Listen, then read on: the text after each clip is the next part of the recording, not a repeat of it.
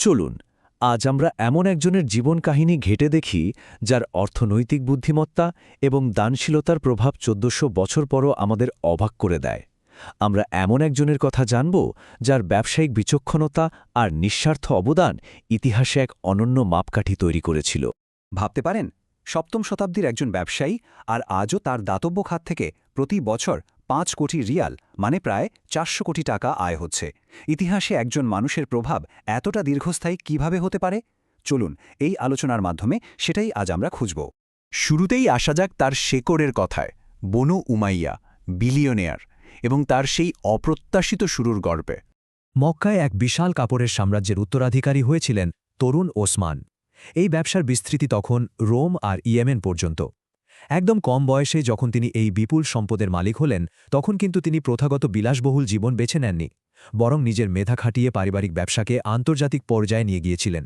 এই যে সম্পদ শুধু ভোগ না করে তা বাড়ানোর দিকে তার ফোকাস, এটাই কিন্তু পরবর্তীতে প্রাথমিক ইসলামিক রাষ্ট্রকে টিকিয়ে রাখার একটা বড় হাতিয়ার হয়ে দাঁড়ায়। তার সততা আর ব্যবসায়ের ধরন তাকে এতটাই জনপ্রিয় করে তুলেছিল যে মক্কার মায়েরা তাদের বাচ্চাদের আদর করার সময় ঠিক এই বাক্যটি বলতেন, আমি তোমাকে ততটাই ভালোবাসি যতটা কুরাইশরা ওসমানকে ভালোবাসে। ভাবা যায় মক্কার সমাজে তার গ্রহণযোগ্যতা ঠিক কতটা গভীরে পৌঁছেছিল, এটা তারই একটা অসাধারণ প্রমাণ।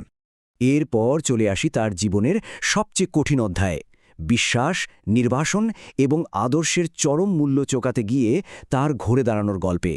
সবচেয়ে আশ্চর্যের বিষয় হল, মক্কার অন্যতম শক্তিশালী বনু উমায়া গোত্রের প্রথম ব্যক্তি হিসাবে ইসলাম গ্রহণ করে তিনি তার সব সম্পদ আর মর্যাদাকে মারাত্মক ঝুঁকিতে ফেলেছিলেন।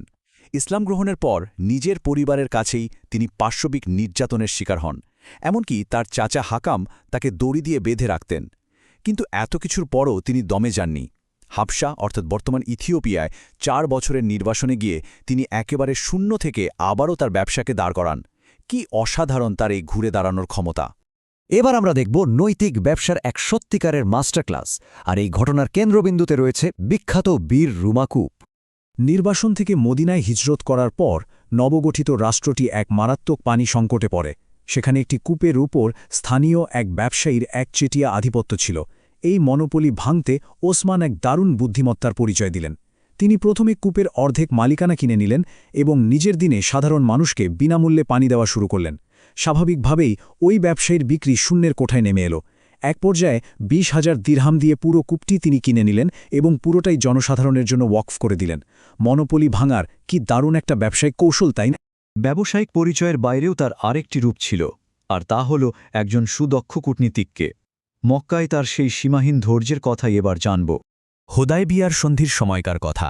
মুসলমানদের হয়ে মক্কার নেতাদের সাথে চুক্তি আলোচনার জন্য তাকেই একমাত্র দূত হিসেবে বেছে নেওয়া হয়েছিল, কারণ বনু উমাইয়া বংশের সন্তান হিসেবে তার একটা আলাদা প্রভাব ছিল।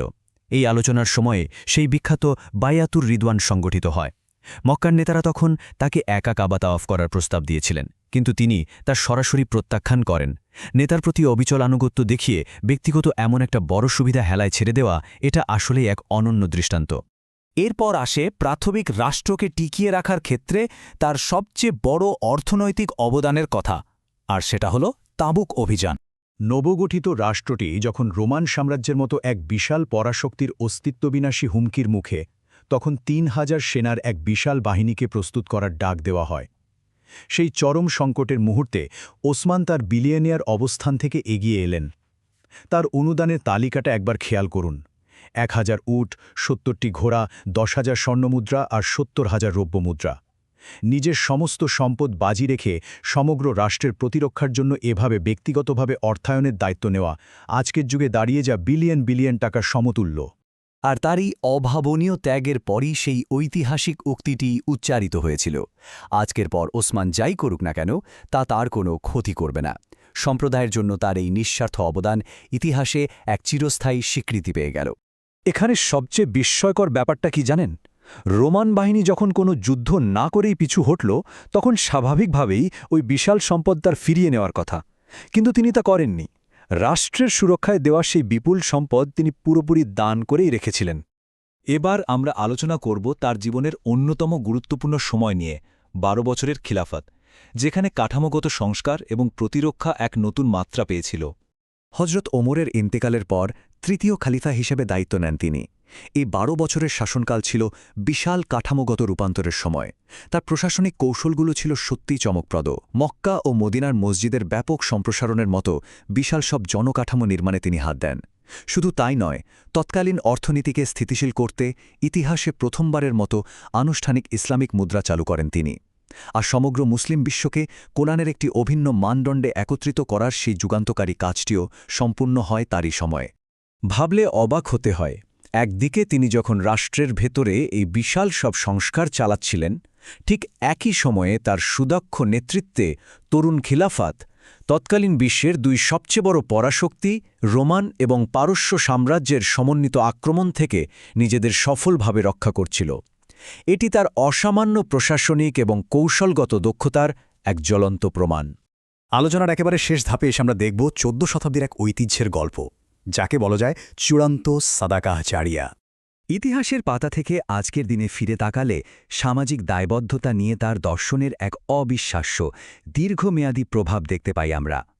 ১৪ শতাব্দী পার হয়ে গেছে, কিন্তু সেই বীর রুমা কুব আর তার আশেপাশের জমিও আজও সৌদি আরবে হজরত উসমানের নামেই নিবন্ধিত।